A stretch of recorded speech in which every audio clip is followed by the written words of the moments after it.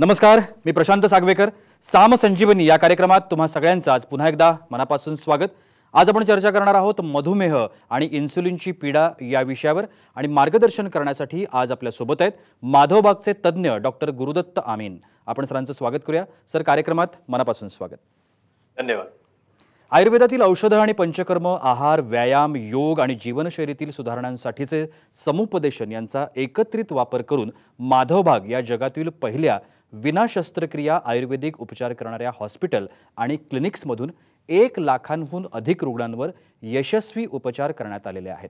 सध्या भारतात मधुमेह आणि रुग्णांचं प्रमाण हे 7 कोटी आहे आणि आपल्याला मधुमेह आहे हेच न कळलेले रुग्ण तर बरेच आहेत. एवढ्या मोठ्या प्रमाणावर मधुमेह पसरत चाललेला आहे.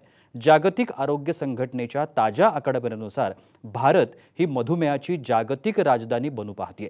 जगात एकूण मधुमेहींपैकी 40% म्हणजे जवळजवळ निम्मे रुग्ण भारतात आहेत. सर्वात घातक गोष्ट म्हणजे डायबिटीसच्या रुग्णांना हृदयरोग होण्याचा अधिक धोका असतो.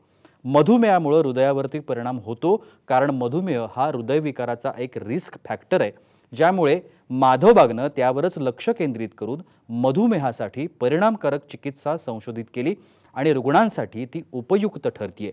आज आपण मधुमेह आणि इन्सुलिनचं दुष्परिणाम तसेच माधवबागचे उपचार यावर अधिक माहिती जाणून घेणार आहोत माधवबागचे तज्ञ डॉक्टर गुरुदत्त आमीन यांच्याकडून. सर, पुन्हा एकदा कार्यक्रमामध्ये अगदी मनापासून स्वागत आहे तुमचं. धन्यवाद. सर, आपल्या देशामध्ये मधुमेहाचं प्रमाण दिवसेंदिवस वाढताना चाललेलं आहे आणि आपण ते सगळेजण बघतोय. कितीतरी लोकांना याची जाणीवच नसते की त्या सगळ्यांना मधुमेह आहे किंवा डायबिटीज ज्याला आपण म्हणतो तो आहे. पण त्यांनी मग ते ओळखायचं कसं की मधुमेह त्यांना आहे, आणि कारण त्यांची जी काही लक्षणं असतात, बऱ्याच वेळेला असं होतं की लक्षणं लक्षात येत नाहीत, त्याच्यामुळे ते कळत नाही आपल्याला नेमकं काय होतंय. काय सांगता येईल? निश्चितच डायबिटीजच्या बाबतीमध्ये एक वेगळी घटना अशी घडते की डायबिटीजला सायलेंट किलर मानलं जातं. सायलेंट किलर म्हणजे काय? हळूवारपणे आपल्या शरीराला आतून पोखरणारा असा एक आजार आहे.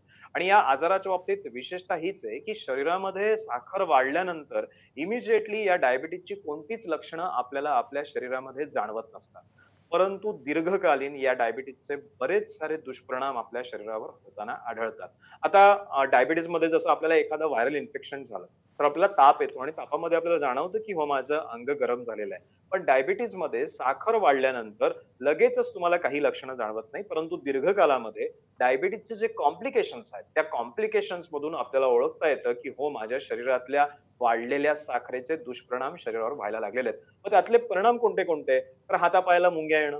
बऱ्याचशा पेशंट्समध्ये हे कॉम्प्लिकेशन झाल्यानंतर त्यांना कळतं की आपल्या शरीरामध्ये डायबिटीज आहे. त्यातलं पहिलं कॉम्प्लिकेशन हातापायाला मुंग्या येणं. दुसरं, जखमा लवकर न भरणं. तिसरं, अत्याधिक थकवा. चौथं, वारंवार इन्फेक्शन. सारखा सारखा सर्दी, खोकला, ताप, ज्याला आपण सीझनल व्हेरिएशन म्हणतो, हे सारखं सारखं जाणवायला लागतं. असं जर होत असेल तर त्या ठिकाणी त्या पेशंटला डायबिटीज असण्याची शक्यता असते. तुम्हाला जर थकवा खूप जाणवतोय, रात्री लघवीला उठायला लागतंय, खूप जास्त भूक लागतेय, अशीही लक्षणं असताना तुम्हाला तुमच्या रक्तातली साखर तपासून घेणं गरजेचं आहे असं मी आता म्हणेन. नक्की. सर, मधुमेह रुग्णांना इन्सुलिन घ्यावं लागतं आणि ह्या इन्सुलिन घेणं हा अत्यंत त्रासदायक असणारा प्रकार आहे, पण तरीसुद्धा तो त्यांना घ्यावा लागतो. आता हे इन्सुलिन का घ्यावं लागतं याचं अनेक वेळेला कारण माहिती नसतं. याबाबत काय सांगताल? आपल्याला इन्शुलिन का घ्यावं लागतं डायबिटीजच्या पेशंटला? कारण रक्तातली साखर ज्यावेळी वाढते त्यावेळी आपण त्याला डायबिटीज म्हणतो. या डायबिटीजचे 2 प्रकार आहेत, एक टाईप 1 डायबिटीज आणि टाईप 2 डायबिटीज. आता त्यातला जो टाईप 1 चा पेशंट असतो याच्या शरीरामध्ये इन्शुलिन बनतच नाही आणि मग बनलं नाही म्हणल्यावर बाहेरून इन्शुलिन घ्यायला लागतं. ह्याला टाईप 1 डायबिटीज म्हणतात. आता हा टाईप 1 डायबिटीज लहान मुलांमध्ये होतो, ज्या व्यक्तींचं वजन कमी अशा लोकांमध्ये होतो. वयाच्या 30च्या अलीकडे हा डायबिटीज होताना आपल्याला आढळतो आणि त्या ठिकाणी इन्शुलिन शिवाय ही माणसं जगूच शकत नाही. इतकी डिपेंडन्सी त्या इन्शुलिन वरती आलेली असते, कारण इन्शुलिन शिवाय हे माणसं सर्व्हाइव्हच करू शकत नाही. याला आपण टाईप 1 डायबिटीज म्हणतो. हे टाईप 1 डायबिटीजचे पेशंट फक्त 5% आहेत, परंतु उरलेले 95% पेशंट हे टाईप 2 डायबिटीजचे आहेत, की जो टाईप 2 डायबिटीज हा रिव्हर्सिबल म्हणजे पूर्णपणे बरा होणारा आजार आहे, परंतु त्या पेशंटच्या शरीरामध्ये असं काहीतरी गडबड होत असते, की गोळ्या खाऊन सुद्धा रक्तातली साखर नियंत्रणात राहत नाही आणि मग पुढे गरज नसताना सुद्धा फक्त साखर कंट्रोल करण्यासाठी आपल्याला इन्शुलिनची मदत घ्यायला लागते. आता या ठिकाणी आपल्याला एक समजलं पाहिजे, की टाइप 2 डायबिटीज हा रिव्हर्सिबल आहे. मी म्हणतोय, की टाइप 2 डायबिटीज हा पूर्णपणे बरा होऊ शकणारा आजार आहे. आजपर्यंत माधवबागमध्ये जवळपास एक 22,000हून अधिक रुग्णांवरती आपण या ट्रीटमेंट्स केलेल्या आहेत आणि त्याचे खूप छान रिझल्ट्स आपल्याला मिळतात. पेशंटच्या गोळ्या बंद होतात, इन्शुलिन बंद होतं. आता हे घडतं कसं, की या इन्शुलिनची गरज नाहीये. म्हणजे एका ठिकाणी आपण म्हणतो, की टाइप 1 डायबिटीजचा हा इन्शुलिन शिवाय जगू शकत नाही. पण त्याच वेळी टाइप 2 डायबिटीजचा पेशंट हा इन्शुलिन घेतोय, तर त्यांनी एक लक्षात ठेवलं पाहिजे, की आपण गरज नसताना इन्शुलिन घेत आहोत. आपण जर व्यवस्थित प्रयत्न केले, जेवणात बदल केले, आपलं वजन कमी करायचा प्रयत्न केला, आपल्या इन्शुलिनच्या रिसेप्टर्सवर जमलेली साखर काढायचा प्रयत्न केला, जमलेली चरबी काढायचा प्रयत्न केला, तर आपला टाइप 2 डायबिटीज पूर्णपणे रिव्हर्स होऊन आपल्याला इन्शुलिन घ्यायची गरज उरणार नाही, या स्थितीपर्यंत आपण पोहोचू शकतो. नक्की सर, डायबिटीसची जी व्यक्ती आहेत किंवा रुग्ण आहेत यांना रोज सकाळी गोळी घ्यावी लागते किंवा ते इन्सुलिन घेत असतात. पण अनेक वेळेला असं आपल्याला दिसतं की इन्सुलिन घेऊन सुद्धा, गोळ्या घेऊन सुद्धा मधुमेह हा नियंत्रणात येतोच असं नाही. तर त्याला मुख्य काय कारण म्हणता येईल? बेसिकली टाइप 2 डायबिटीजच्या पेशंट्समध्ये असं बरेच वेळा आढळतं, की इन्शुलिन घेऊन सुद्धा रक्तातली साखर नियंत्रणात राहत नाही. आता बरोबर. याचं मुख्यातलं कारण काय ते तुम्हाला आता सांगतो मी. टाइप 2 डायबिटीजचं मुख्य कारण आहे इन्शुलिन रेझिस्टन्स, जे मी मगाशी सांगितलं. होतं काय, की शरीरामध्ये आपल्या रक्तात ज्यावेळी साखर येते, त्यावेळी त्या रक्तातल्या साखरेला उचलून मांसपेशीच्या आत ढकलण्याचं मुख्य काम आपल्या शरीरातलं इन्शुलिन करत असतो. परंतु टाइप 2 डायबिटीज झाल्यानंतर हेच इन्शुलिन आपल्या रक्तातली साखर उचलून मांसपेशीच्या आतमध्ये टाकू शकत नाही. कारण मांसपेशीवरती जे इन्शुलिनचे दरवाजे लागलेले आहेत, त्या दरवाजांच्या आतमध्ये चरबी जाऊन अडकते. एकदा का त्या ठिकाणी चरबी जाऊन अडकली, की तुमचे इन्शुलिन काम करेनासं होतं. परिणामी रक्तातली साखर वाढायला लागते.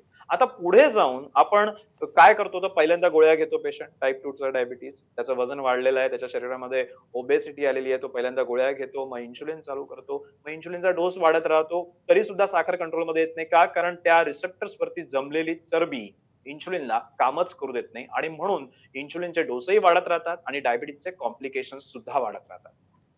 नक्कीच सर, अशा प्रकारचे पेशंट जेव्हा तुमच्याकडे म्हणजेच माधवबाग क्लिनिकला येतात, तेव्हा शास्त्रीयदृष्ट्या जर आपण विचार केला तर तुम्ही त्यांच्यावरती कसे उपचार करता आणि हा जो इन्सुलिन घेण्याचा जो प्रकार आहे तो बंद होऊ शकतो का? निश्चित इन्शुलिन चा जो आपल्यावरती डिपेंडन्सी आलेली आहे ती हं. बंद करता येणं किंवा इन्शुलिनच्या डिपेंडन्सी मधून मुक्त होणं शक्य असतं. आपण इन्शुलिन न घेता सुद्धा आपल्या रक्तातली साखर कंट्रोलमध्ये ठेवू शकतो. गरज असते ती फक्त आणि फक्त आपल्या शरीरामध्ये अडकलेली चरबी काढून टाकण्याची. आपण जर ते प्रयत्न व्यवस्थित केले तर आपल्याला इन्शुलिनची काहीही गरज नाही. मी स्पेसिफिकली टाइप 2 डायबिटीजच्या बाबतीत म्हणतोय. टाइप 2 डायबिटीजचे पेशंट ज्यांचं वजन जास्त आहे. आता हे ओळखायचं कसं, की मला डायबिटीज टाइप 2 आहे का टाइप 1 आहे? जर माझं वजन माझ्या उंचीपेक्षा जास्त आहे, माझी उंची जर 160 सेंटीमीटर आणि माझं वजन 60 किलोपेक्षा जास्त आहे, तर तुम्हाला टाइप 2 डायबिटीज असण्याची शक्यता मॅक्सिमम आहे. जर मला डायबिटीज वयाच्या 30शी नंतर झालाय, तर मला टाइप 2 डायबिटीज असण्याची शक्यता आहे. जर का मी फक्त गोळ्या खाऊन माझी साखर पहिल्यांदा कंट्रोलमध्ये ठेवत होतो आणि नंतर मला इन्शुलिनची गरज पडतेय, तर सुद्धा मला हा टाइप 2 डायबिटीज असण्याची शक्यता जास्तीत जास्त आहे. आणि अशी जर शक्यता असेल, तर त्या ठिकाणी माधवबागमध्ये एका संशोधनावर आधारित चिकित्सा पद्धतीच्या मार्फत आपण पेशंटला त्या आजारातून पूर्णपणे बरं करत असतो. आणि मग त्यामध्ये आपण वापर करून घेतो आपल्या सर्व ट्रीटमेंट्सचा. या ट्रीटमेंट बनलेल्या आहेत डाएट, एक्सरसाइज, पंचकर्म, आयुर्वेदिक औषधं आणि निरंतर तपासण्या या बेसिक प्रिन्सिपल्सला अनुसरून. या सगळ्यांचा ज्यावेळी मी एकत्रितपणे वापर करतो, त्यावेळी निश्चितच पेशंट त्या डायबिटीज मधून पूर्णपणे मुक्त व्हायला लागतो. नक्कीच सर, आणि अशा पद्धतीनं अनेक पेशंट आहेत, असंख्य ही संख्या आहे माधवबागच्या पेशंटची, ज्यांनी माधवबागच्या ट्रीटमेंट्स घेऊन, उपचार घेऊन स्वतःला मधुमेहापासून मुक्त केलेलं आहे. असेच एक पेशंट आत्ता माझ्यासोबत आहेत, त्यांची प्रतिक्रिया आपण ऐकणार आहोत.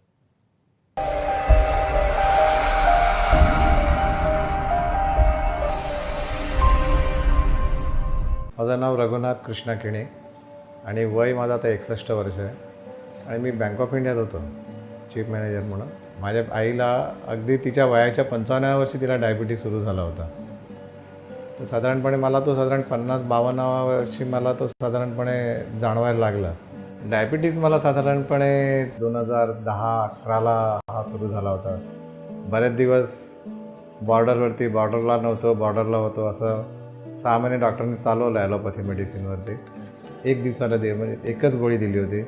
तो आणखीन वाढत गेला. इन स्पाईट ऑफ माझा व्यायाम, वॉकिंग हे सगळं चालू असताना देखील त्यांनी मला तो वाढत गेल्यानंतर त्यांनी सांगितलं की आता तुम्हाला दुसरी पण गोळी संध्याकाळी चालू करावी लागेल. त्याच्यानंतर तर आणखीन कर झाला, म्हणजे मला त्यांनी दुपारी वजन कमी करण्यासाठी आणि डायबिटीजमध्ये दुपारीसुद्धा एक गोळी चालू झाली. ती तर अतिशय महागडी गोळी होती. मला डायबिटीजच्या गोळ्यापोटीच मला जवळजवळ महिन्याला 5-6 हजार रुपये लागायचे. नाही, मी येण्याचं आणखीन एक कारण हे असं होतं इथे का हळूहळू माझ्या आईला डोळ्याला दिसणं हे कमी होत गेलं टप्प्याटप्प्याने. आणि मी इथे राहायचो, आजूबाजूला 2 पेशंट्स मी बघितले. डायबिटीजमुळे त्यांना हळूहळू त्यांचं चालणं कमी झालं, हळूहळू त्यांना दिसणं कमी झालं. दिसणं एवढं कमी झालं की त्यांना कोणीतरी न्यायला पाहिजे. पण नंतर मी माधवबागेत फार अगोदर एकदा आलो होतो. साधारणपणे एक 7-8 वर्षापूर्वी मी फक्त ते पंचकर्मासाठी आलो होतो, म्हणजे बॉडी मसाज वगैरे कसं करतात ते बघण्यासाठी म्हणून. थोडंसं अभ्यास केला याच्यावरती का मला एक कोण बरं करू शकेल बरं याच्यामध्ये आता. मी इथे येऊन एकदा अप्रोच झालो. तेव्हा युरिन चेक केलं, त्या मॅडम म्हणाल्या त्या तुम्ही गोळ्या घेतायत ना त्याच्यामुळे ते गोळ्या बंद करा. टप्प्याटप्प्याने त्यांनी म्हणजे पहिल्याच महिन्यामध्ये साधारणपणे पहिली गोळी बंद केली, दुसऱ्या महिन्यात दुसरी गोळी बंद केली. तरी एक गोळी होती माझी दुपारची, त्याच्यामुळे माझ्या युरिनमध्ये ते दिसायचं शुगर पास होते असं. व्हेरी हॅपी का माझं 12 किलो वजन, not even I never dreamed also का माझं 12 किलो, म्हणजे माझ्या घरी काय, माझ्या नातेवाईकांना काय, मित्रांना काय, असं त्यांना विश्वासच बसत नाही का 12-13 kilo without medicines. The very important factor is काय, बिना औषध तुम्ही हे कमी करू शकता. मग ती तिसरी गोळीसुद्धा बंद झाली आणि नंतर परत आम्ही ब्लड रिपोर्ट काढला तर युरिन नील आलं. ब्लड शुगर एकदम 90, 100, 110 जाऊन ते अगदी 105 त्याच्या खाली माझा यायला लागला. असा विश्वासच बसला नाही का या डब्यामुळे वजन कमी होऊ शकतं का. असं हे फूड खाल्ल्यामुळे जर हे वजन कमी होऊ शकतं ते माझ्या लक्षात कसं नाही आलं हे. आणि नंतर सुरुवात केली, अगदी 15 दिवसामध्ये 1 किलो वजन कमी झालं. मी आज गेली 5-8 वर्ष मी प्रयत्न करून माझं अर्धा किलो वजन कमी होत नव्हतं, 500 ग्राम कमी होत नव्हतं. एक 15 दिवसाच्या पिरियडमध्ये माझं 1 किलो कमी झालं. नंतर मी ते मॅडमला कॉन्टॅक्ट केला, त्यामुळे थोडंसं वॉकिंग वाढवा, आणखीन कमी होईल. आपलं 3 किलोचं टार्गेट आहे. आणि सरप्रायझिंगली माझं पहिल्या महिन्यात 3 किलोचे वर वजन कमी झालं. So now I am relaxed.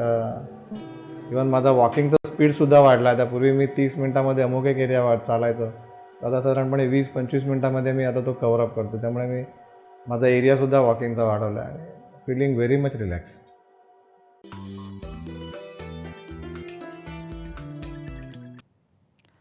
माधवबागमध्ये मधुमेहावरती उपचार घेतलेल्या रुग्णांची ही अतिशय बोलकी अशी प्रतिक्रिया आपण आत्ता ऐकलेली आहे. अजूनही खूप सारे प्रश्न मनामध्ये आहेत जे डॉक्टर गुरुदत्त आमीन यांना मला विचारायचे आहेत, पण तुर्तास वेळ होते एका छोट्याशा विश्रांतीची. कुठे जाऊ नका, पाहत रहा साम संजीवनी.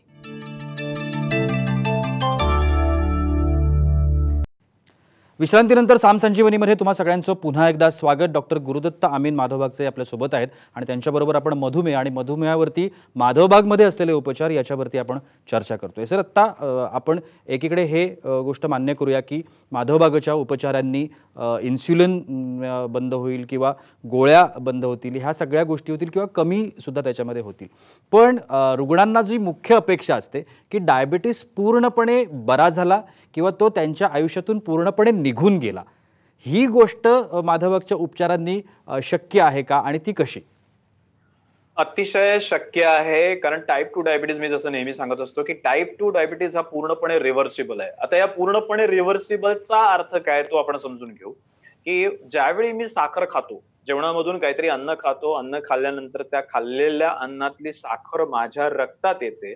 एकदा का ती रक्तात आली की रक्तात आलेल्या साखरेचं व्यवस्थित वितरण करण्याची जबाबदारी माझ्या शरीरातल्या इन्शुलिनची असते. मग हे इन्शुलिन करतं कसं त्याचं वितरण, तर ती रक्तातली साखर उचलून हे इन्शुलिन शरीरातल्या वेगवेगळ्या मांसपेशींच्या आतमध्ये जाऊन ती साखर ठेवत असतं. उरली साखर की मग ती उरलेली साखर यकृतामध्ये किंवा शरीरातल्या इतर अवयवांमध्ये जाऊन डिपॉझिट करत असतं. आता टाईप 2 डायबिटीज हा पूर्णपणे रिव्हर्स झालाय. याची डेफिनेशन कशावरून काढायची, की मी 75 ग्रॅम साखर खाल्ली. 75 ग्रॅम साखर म्हणजे किती चमचे झाली? तर जवळपास 15 चमचे. 15 चमचे साखर खाल्ली, तरी माझ्या रक्तातली साखर 2 तासांनी 140च्या आत जर राहत असेल, तर त्याचा अर्थ आहे माझा डायबिटीज पूर्णपणे रिव्हर्स झाला आणि हे माधवबागच्या ट्रीटमेंटनी शक्य आहे. मगाशी आपण त्या पेशंटची अभिप्राय ऐकला किंवा एक जी काही त्यांची प्रतिक्रिया होती ती आपण बरोबर. ऐकली. अतिशय बोलकी आणि सेन्सिटिव्ह तो विषय होता, की ज्यावेळी पेशंटला हे कळतं, की अरे हा डायबिटीज तर मी घालवू शकतोय स्वतःच स्वतः, की जो गेले 5-10 वर्ष मी स्वतःच्या शरीरामध्ये सांभाळून ठेवलेला आहे. त्यावेळी त्याचं सेल्फ रिअलायझेशन होतं आणि त्याच्यातूनच तो पुढच्या प्रवासाला लागतो. माधवबागमध्ये असे असंख्य रुग्ण आहेत ज्यांनी स्वतःच्या डायबिटीजवरती पूर्णपणे ताकद लावून विजय मिळवलेला आहे. इतकं की त्यांना औषधं चालू होती, इन्शुलिन चालू होतं, 10-10 वर्षांपासून डायबिटीज होता. पण सगळी पथ्य पाळली, माधवबागचं डाएट किट फॉलो केलं, पंचकर्म व्यवस्थित केली, माधवबागच्या डॉक्टरांनी सांगितलेले सगळे एक्सरसाइजेस केले. विशेष म्हणजे माधवबागचे डॉक्टर जनरली आम्ही MIB पल्स ॲप नावाचं एक ॲप आहे.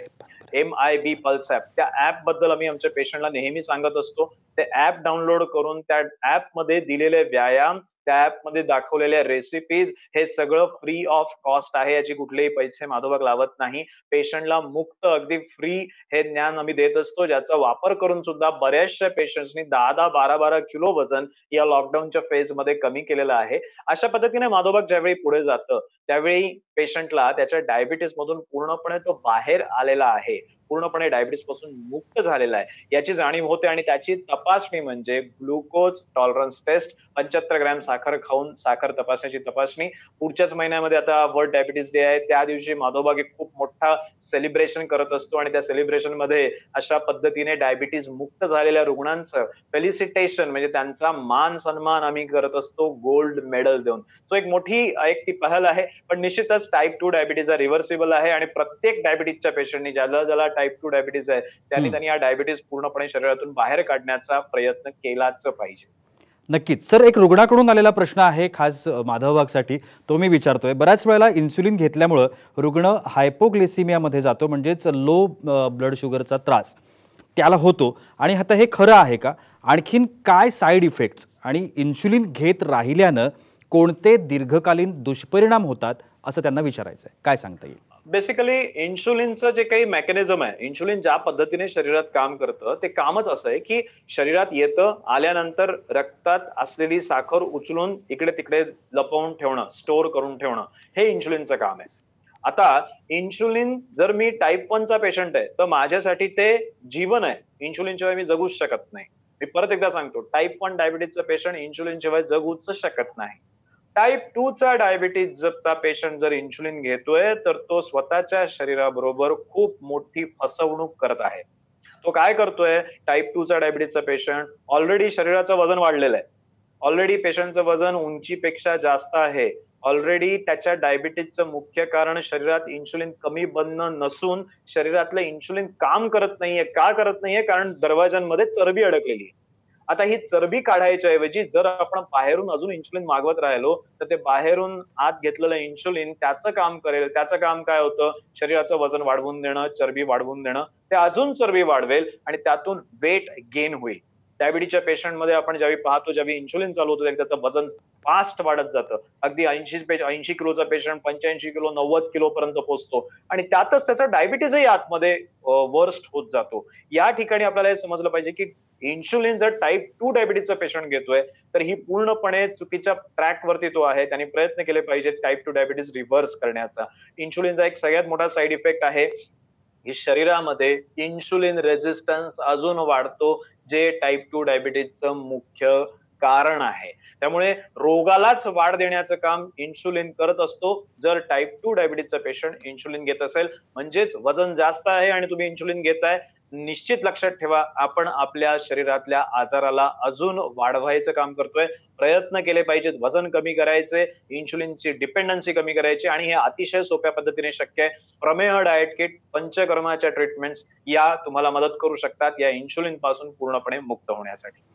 नक्कीच मधुमेहापासून रुग्णांना पूर्णपणे बरं करण्यासाठी माधवबागचे अथक परिश्रम सुरू आहेत गेल्या अनेक वर्षांपासून आणि त्यात अतिशय उत्तम रिझल्ट्स हे आपल्याला सगळ्यांना मिळताना दिसत आहेत. प्रतिक्रिया आपण पाहिली किंवा आत्ता जे डॉक्टर आपल्याला सांगत होते त्या माध्यमातून आपल्याला ही सहज गोष्ट लक्षात येते. माधवबागची जी ही उपचार पद्धती आहे, या उपचार पद्धतीचा आपल्याला उपयोग करून घ्यायचा असेल किंवा मार्गदर्शन करून घ्यायचं असेल तर आत्ता टीव्ही स्क्रीनवरती नंबर सुरू आहे.